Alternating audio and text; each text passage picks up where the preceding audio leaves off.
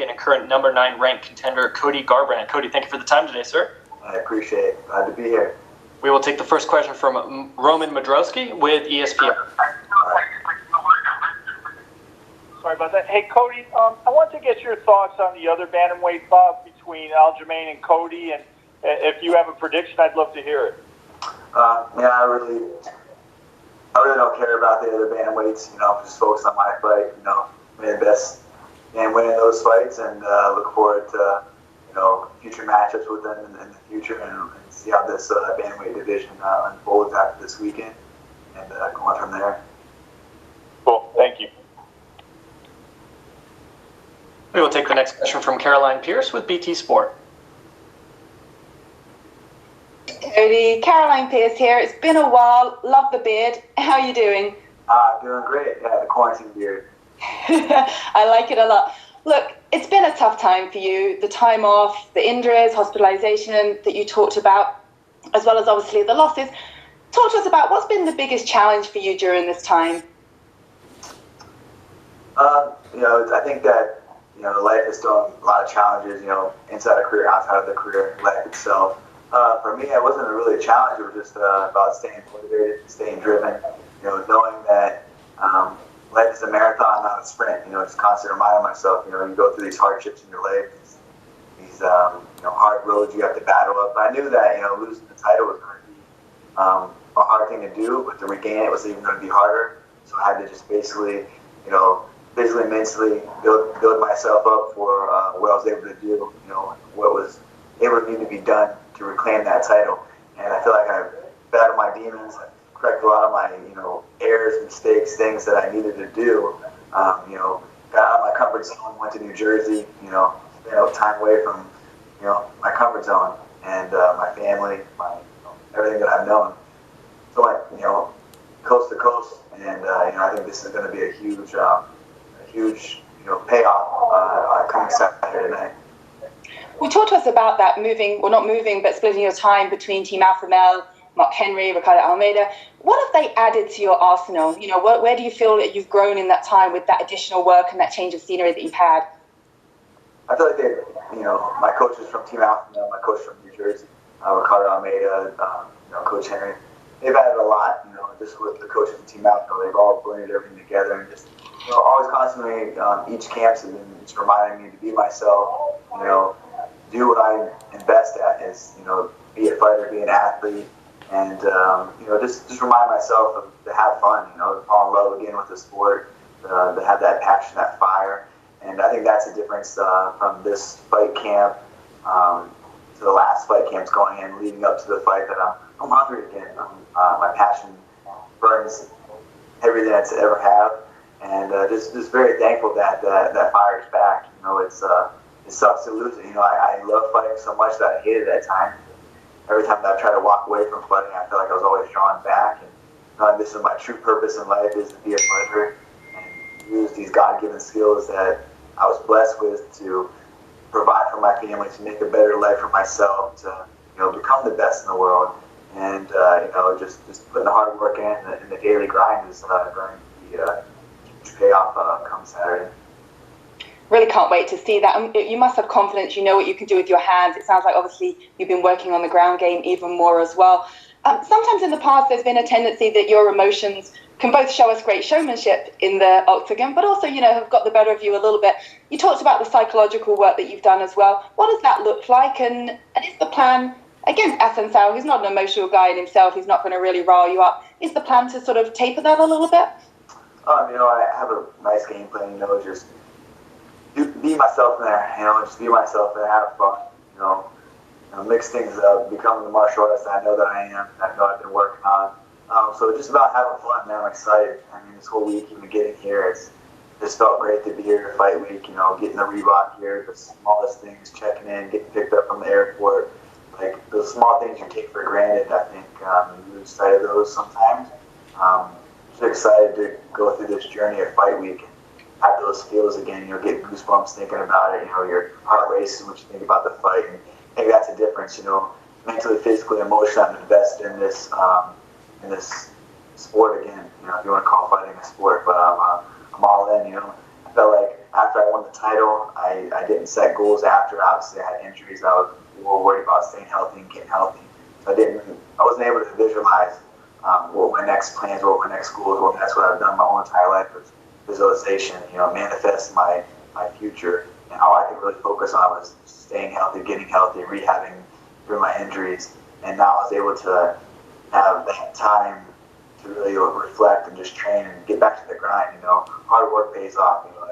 That's as simple as that. Hard work pays off. And all of this will obviously be targeted towards Raphael Assunção. What challenge does he bring to the table, to the cage, if you like? I mean, I have a lot of respect for Assunção. He's been, there's not many WC guys left around, and he's one of those guys in spot. Been in the top 5, for quite some time now. He doesn't bring the most exciting fights. He's kind of more of a counter striker. So, just for me, it's just, my game plan is just to stay busy, do more than him, and, push the pace on him and make him fight. Well, I'm looking forward to seeing this new revived and energized version of you in there. So best of luck. Thanks, Caroline. And we will take our next questions from Nolan King with USA Today. Appreciate the time today, man. Just kind of going off of what was just asked of you. You talked about the mental side of things and the physical adjustments. When you go back and you look at the 3 losses that you had and the changes that you've made, what do you think the biggest adjustment you've had to make coming into this fight is? The hard work, working. Believed in it. Just didn't go in and clock in. I went in for a purpose to get better each day, to push myself to the limit. I always train hard, I always do that, but really investing in myself, becoming a better martial artist. I mean, I traveled 3,000 miles across the country, left my family, left the comforts of my home, left my comfort zone to get out of it. And that's what I really need. I had new guys, that are hungry to challenge me, to be battle tested, come back to Sacramento in between camps.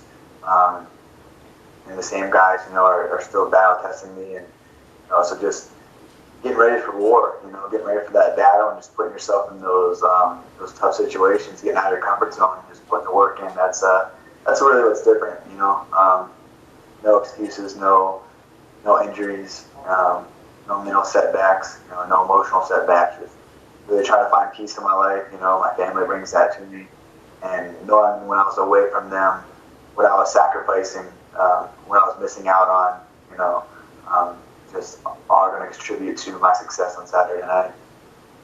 And you've talked in the past about potentially moving down to flyweight. Is that still on your plate after this one? We'll see, man. We'll see how the bantamweight shakes up. I want to be the best in the world, and that's what I set out to do. If it's in my cards to go down to 25 and become the flyweight champion as well as the bantamweight champion, then we'll do that. I'll talk to my coaches and managers, but first and foremost, I have a tough adversary in Raphael Assunção this Saturday. I'm focused on, but you always try to have your second move ready to go. But it's getting back to the throne. That's what I want. I want the bantamweight title back. I'm very excited for that opportunity to climb the ranks again. Once a hunter, always a hunter. What do you think the game, like the map to that title shot is? Do you feel like with just a couple more wins here, given your name, given that you're a former champion, you could be right back in that mix? You could be the one fighting for the title? Just go out there and be myself, go out there and fight the way that I fight, put on performances, charge people, first, second, third, fourth, whatever round I have to do it, and, just cool, calm, and collected. Just really show my growth, I look at it as like a lot of people look at a loss and failure or setback as, no progress, but for me, it was like I've had to learn the hard way my whole entire life. I feel like I won the title at 25. I was 25 years old, 11-0 world champion. I lost it early, and I feel like I'm still, I've hit my prime at 28 years old. I feel every day I'm getting better as a martial artist, as a human, as a man. So I just feel like my best days are ahead of me, and just knowing that life's a marathon, not a sprint. So whatever it takes to get back to that title shot, to become a world champion, I'm mentally, physically, emotionally prepared to do whatever it needs to be done. Good luck Saturday, Cody. Appreciate the time, man. And we will take our next set of questions from Mike Heck with MMA Fighting. Hey, Cody, as you know, in the sport, especially, hindsight is a fickle beast. And you sort of alluded to, you got pushed pretty quickly. You became a champion in just 4 years as a pro after just 11 fights. If you could do things differently and get yourself out of your comfort zone like you talked about and learn these lessons a little earlier on, would you do it, or is this an important part of your story and your journey? Yeah, I would never change anything in my life. I feel like whatever stage you're in, or whatever you're going through, you're going to grow through. I actually believe that the Lord puts you in places in your life for learning experiences, setbacks, success. Like, are you prepared for the success that's going to come with the win? Are you prepared what's going to have to be done was a loss, And I've battled my demons. I faced myself. I faced my, insecurities, my setbacks, and really studied those. And really, it's on me to turn this around. It's not any coach, any teammate. It's on myself. And just being real with yourself and true with yourself and what needs to be done. And that's just putting the hard work in, grinding completely in every facet of every martial arts discipline you need to do. You need to work on this, you need to work on that. And just becoming a better martial artist is what has really changed my eyes. Going to Jersey has really been a blessing for me. I hate change. A change in my life is I always was like, my mom I'd come home from school, my mom would move the furniture around, and I would get physically sick because it would change. So sometimes, I think that we look at change as a negative reflection in our life, but some change is good. This has been a good change. A little bit of insanity. You can go in there and do the same, kind of game plan or same approach to the fighting like I have. That's insane. It's being insane. So just really just soul searching, man. Just talking with myself.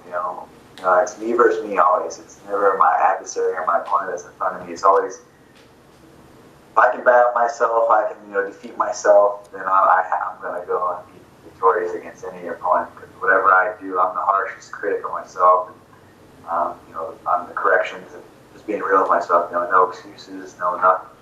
I wouldn't change anything, man. Like, I don't see anyone else that was brought up. Not too many people was brought up like I was, especially in the fight game. I fought everybody.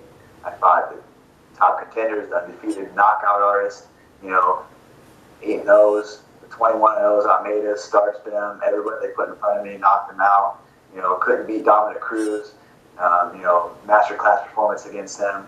And for me, once I obtained that goal, like I said, of being a world champion, I dreamed about it since I was a teenager. I obtained that goal. I got injured shortly after. I couldn't manifest or visualize myself inside the octagon or defending the title because I was so focused on staying healthy. I had a huge back injury. I tore my back. I had an annual tear and went to Germany. I did stem cells. I did everything I could besides going under the knife to get surgery. And then that took a long time to rehab and rebuild. Any sport, any athlete knows it's, the physicality of it is intense, but the emotional, mental side of it is like, hey, can I push this without it doing it again? So kind of was like put back a little bit in my training, so I wasn't super prepared, but I just got back to that, like, that physical grind. The physical grind, man. I ended up landing myself in the hospital for a week because I had a kidney infection. Just training too hard, but I got out of the hospital and was right back to work, and that's it, man. You have to go through those things. You're gonna be faced with so many different things in this sport, ups and downs, highs and lows, and I feel like life goes in the same way. You just gotta find that balance of life, fighting and career, and balance it all. And I feel like I've done a great job as of lately, the last year, I would say, to really balance the father, the husband, the fighting, being able to turn it on and off, the switch when it's go time, to where I'm focused fully in camp and just really working through everything that life throws at me.